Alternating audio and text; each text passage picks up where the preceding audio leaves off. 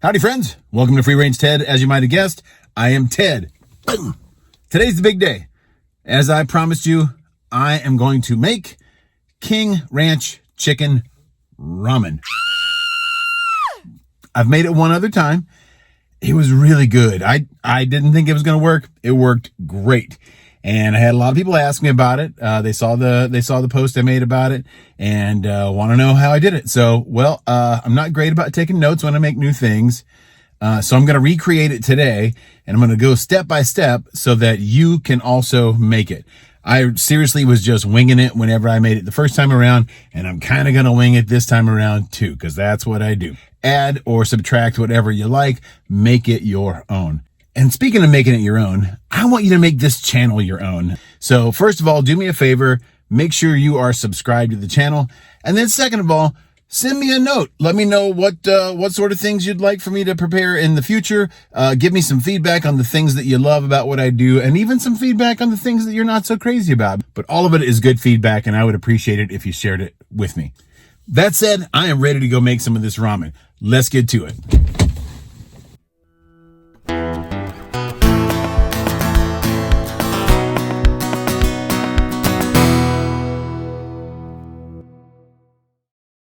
You know, I'm kind of operating off the assumption that you already know what King Ranch chicken is. In short, it's basically a casserole that has chicken and cream of chicken soup, cream of mushroom soup, some sour cream, a little bit of corn tortillas, tons of cheese in it too. I've heard it described as a Mexican lasagna.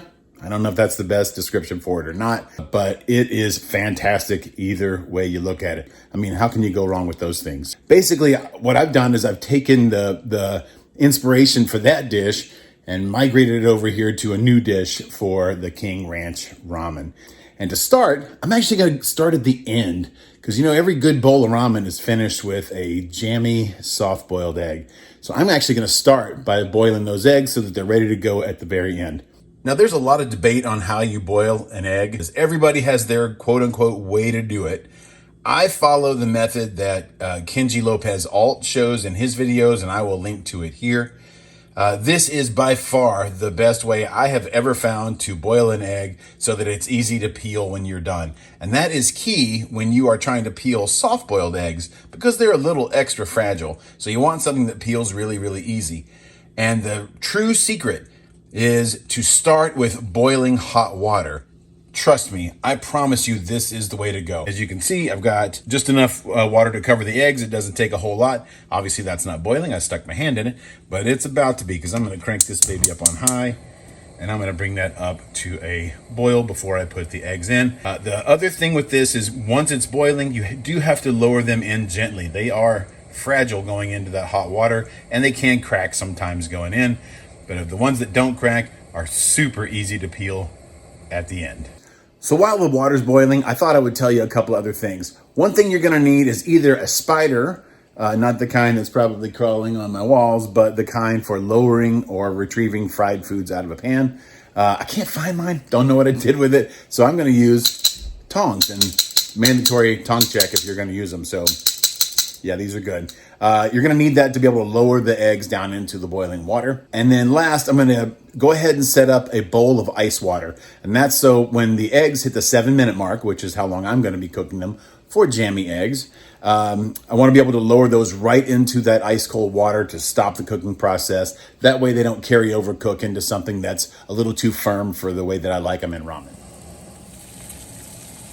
All right, now we're ready to get these eggs in.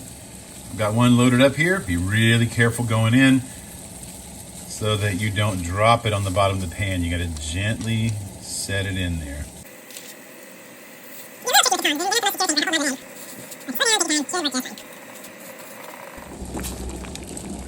7 minutes later. Go ahead and kill the heat on these, and let's transfer them over to our ice bath. We got those transferred in there. You can see them in there, just chilling. And now we will start to make our broth. I'll put that on about medium. And I'm gonna actually start off with some of the organic chicken stock from HEB. Normally, you know, I might have stock that I made here at home. I didn't have much of it, but I've got some that I'm going to talk about in a second. So I'm going to just start with this. I'm going to put the entire 32-ounce container in. And then what I've got here is actually, this is a stock that I made. And then to it, I added some poblano peppers, some chili peppers, some herbs like oregano and thyme, salt, pepper, you know, that sort of stuff. Basically any sort of aromatics that I had on hand to go along with the roasted chicken bones. That you just roast them and then boil them in water, scoop off some of the scum that kind of forms at the top while it's boiling. And then when you're all done after, I don't know how long, a couple hours maybe like 4 hours, then you're left with chicken stock. And so I had some left over that I thawed out because I keep it frozen sometimes. I had some that I had left over. I thawed it out, and then I added all of the things that I mentioned a second ago to it. And then I actually let it reduce down to where it's, as you can see, it's almost like salsa, because I knew I was going to be adding it to this, and I'm looking for those more intensified flavors. So I'm going to go ahead and add this to the other chicken stock that I've got in the pan.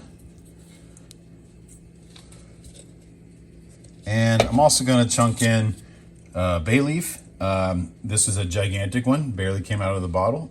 If it were smaller, I might use 2, but 1 should be good for that. And I'm going to let this come up to just like a simmer. And while that's going, I'm going to use my handy cutting board here to chop up some onion and poblano pepper.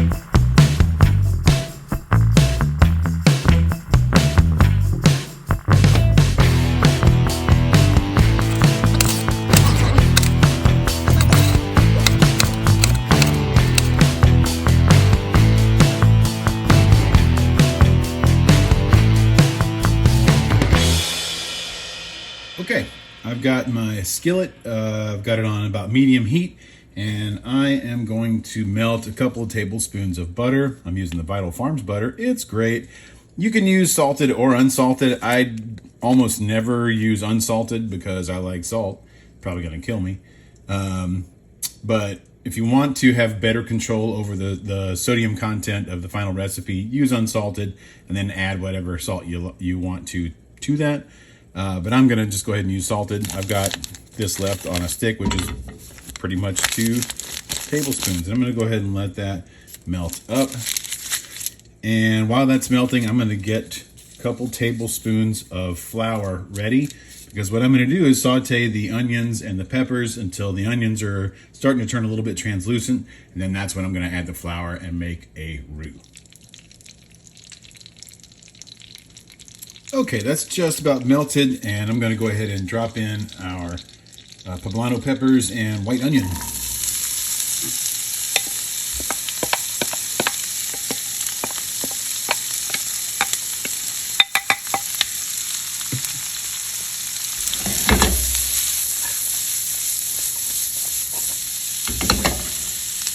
Give it a little toss, and so everything's nice and coated with the butter. And let's let that go, stir it every once in a while. as those onions and peppers start to cook through a little bit, and we'll let the onions get a little bit translucent. Always a good idea to season along the way. A little salt, a little pepper,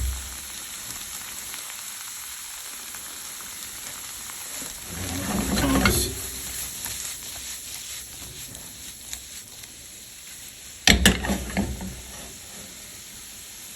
So it's looking like it's just about ready.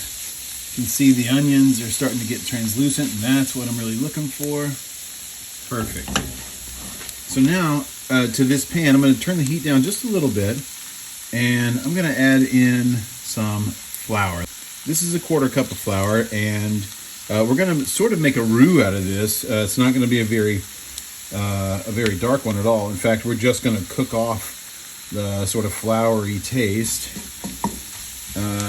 And this is going to serve as a thickener, so we want to make sure we get it sort of incorporated well through there and kind of keep this going while that flour taste cooks off. It's just going to be for a minute or two, and then we're going to add some of our broth to this.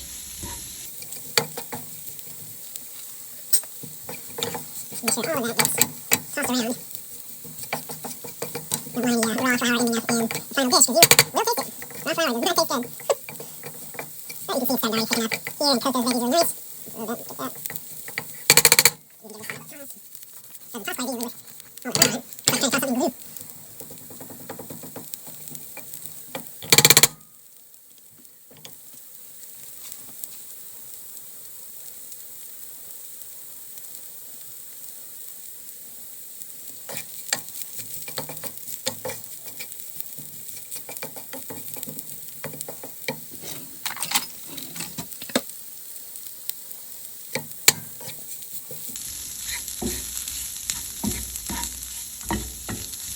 All right, that looks great. I think that should be plenty to cook off that floury taste. And now we are going to add in some broth. And I've got it on the stove right here next to me. And I'm going to just use a measuring cup here. And I'm going to add probably just maybe, I don't know, a cup to start with. And stir that really well. And then I'll probably end up adding 1 more cup after I've gotten this all stirred in. You can see that it starts to seize up and thicken almost immediately. And a little bit more. Going in.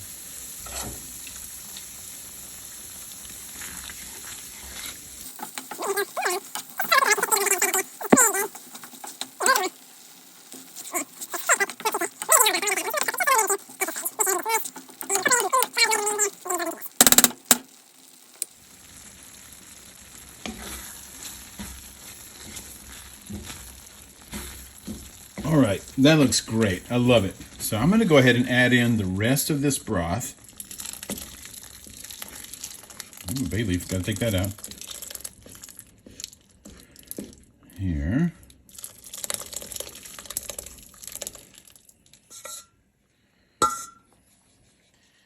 I'm going to end up transferring this all back into my saucepan. I want to use this to sort of pull up any little bits of flavor that might be sticking to the bottom of the pan. We don't want to lose any of that. Oops, right on cue. I lost some. There's that guy. It can go.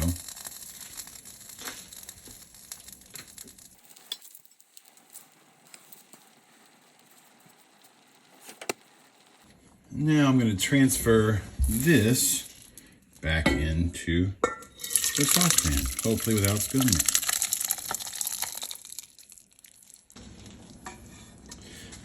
I'm going to bump that heat all the way down to low. This eye tends to burn pretty hot on my stove, but you'll know yours better than I would. But for me, I got to do this on low or just a little bit above low. Right, this has just been simmering for about 5 minutes. Just want to make sure everything gets incorporated nicely. And now to the pot, I'm going to add in some delicious baby Bella mushrooms. Just pop those right in. And those are just going to need to cook through. So we'll let those impart their mushroomy umami flavor throughout the broth here. And you can see the broth is decently thick. It's going to continue to thicken as it cooks. Plus I've got a few more things to add. While our mushrooms are cooking through and the broth is thickening up a bit, I'm going to talk a little bit about the chicken. So what I've got is some chicken thighs, you can see here, and I actually air fried these last night.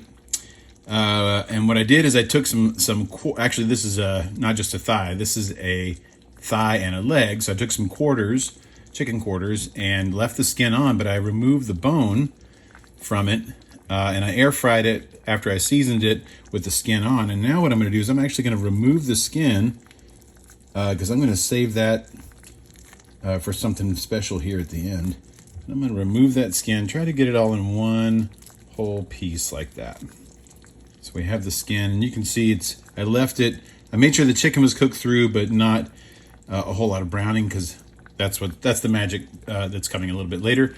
So I'll take this chicken meat, and I'm going to shred this up into sort of bite-sized pieces. You could chop it if you want. I like the texture of it when it's pulled, so I'll take it like this and pull it into little chunks. Probably a little bit easier when this is hot or warm.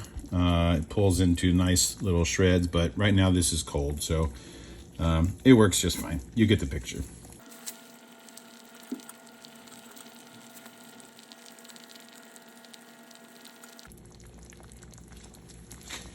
So I've got all the chicken meat pulled and ready to go, and I'm going to take about half of it, and I'm going to put that right into the soup so it can start to release some of its flavors into there. Give that a quick stir.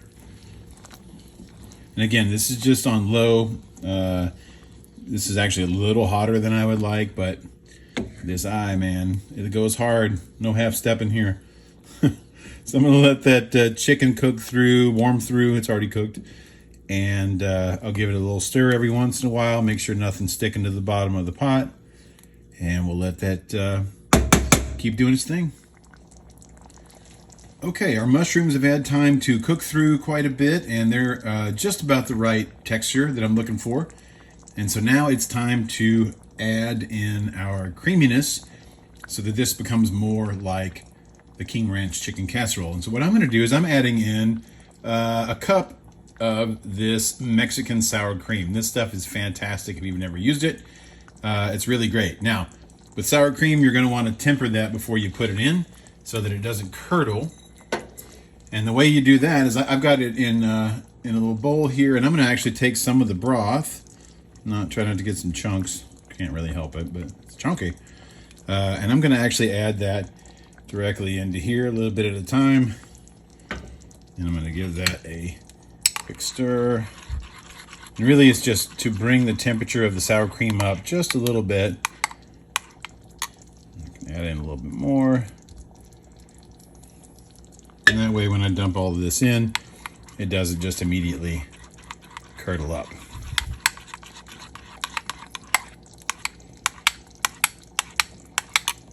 A bit more.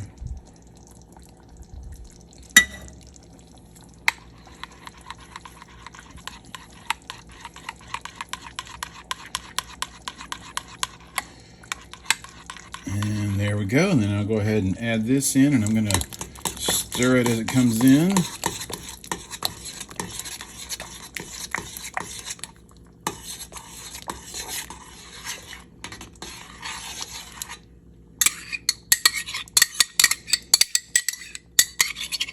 Ooh, I bet some of y'all hate that sound.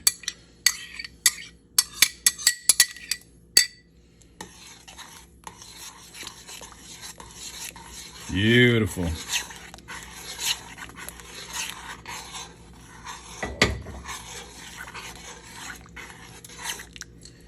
And give that a quick taste. Hot, hot. Ooh. Ooh, that's really nice. That's great.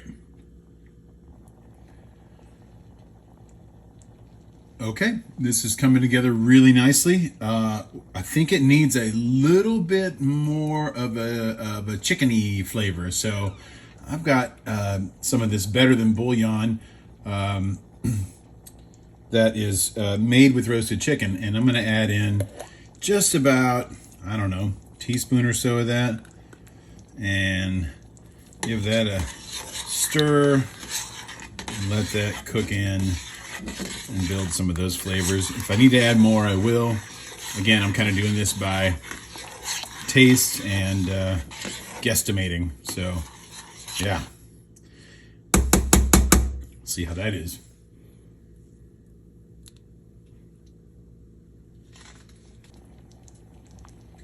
Now we're getting close to the finish line here, and the last thing we need to add is a little bit of this queso blanco. Normally, this is exactly what I would add. This is a 16-ounce package. I would probably do maybe half a package, quarter of a package. You don't want it to just taste like queso, but you want that cheesiness, because that is a big part of King Ranch chicken. You want that flavor throughout. So normally I would just use this, but I had some of this last night that I turned into queso, like actual queso, and this was left over. So I'm actually going to use this and save this new package for probably just more queso. But anyway, I'm going to add a little bit of this now.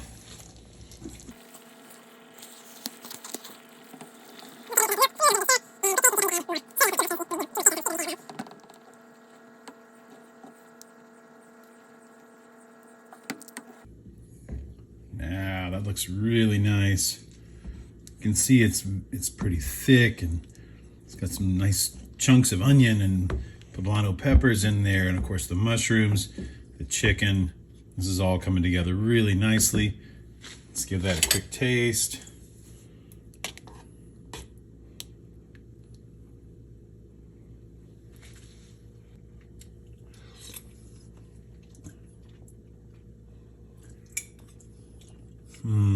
Man. Ooh. Oh, that's really good. Yeah, I'm going to add the rest of that queso.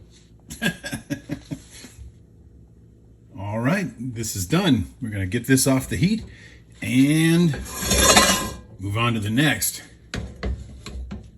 So this cast iron skillet is going to be for frying up some strips of tortilla. So first, we need to bump up that heat to medium. We're going to let this skillet get nice and hot, and we're going to add to that skillet some canola oil. Not too much. I'm really just going to kind of cover the bottom of the pan with it. We're going to do a shallow fry on the tortilla strips. We'll let that come up to temperature while I prepare the tortilla strips. For the tortilla strips, I am going to use these corn tortillas. I'm going to take a few of these and I'm going to cut these up into strips, and we're going to fry them in the oil. All right, we've got the tortillas all cut up into strips. You can see that the oil is smoking a little bit. I'll let you see that this is nice and hot. That's exactly what it should look like. And I'm going to drop in some of these, maybe about half. Do like half and half for this amount. You don't want to get too much in the pan all at once. Let those fry until they're golden brown. We'll keep them moving around a little bit so that they don't stick together. Make sure when you do this, you've got some seasoning handy, salt, whatever. I'm gonna season these up with some of the Julio's all-purpose seasoning. This stuff's great, but you want to put it on there right when they come out of the fryer. Those are looking good. Go ahead and pull these. I'm gonna keep this oil on because I'm also gonna use this to fry up those chicken skins. If you remember earlier, I told you to hang on to those. We were going to use them, and that is what this is for. Again, you can see the chicken skin, and I'm going to gently lay this in, and it's important when you drop it in that you put it away from you, because those will go quickly. And we're looking just to crisp these ends and everything. Real splatter.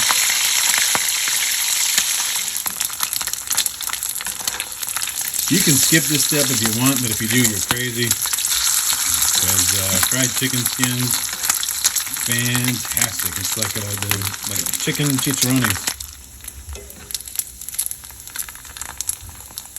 All right, these look good. I'm going to go ahead and pull them out to the paper towel so they can drain off and finish crisping up there. And that, my friends, is how you make King Ranch Chicken Ramen. It's so good. You're going to want to give this a try. I promise you will love it. Speaking of loving it, if you love what I do here, please hit that subscribe button. It really helps me out a lot, and I would appreciate it so much. See you, friends.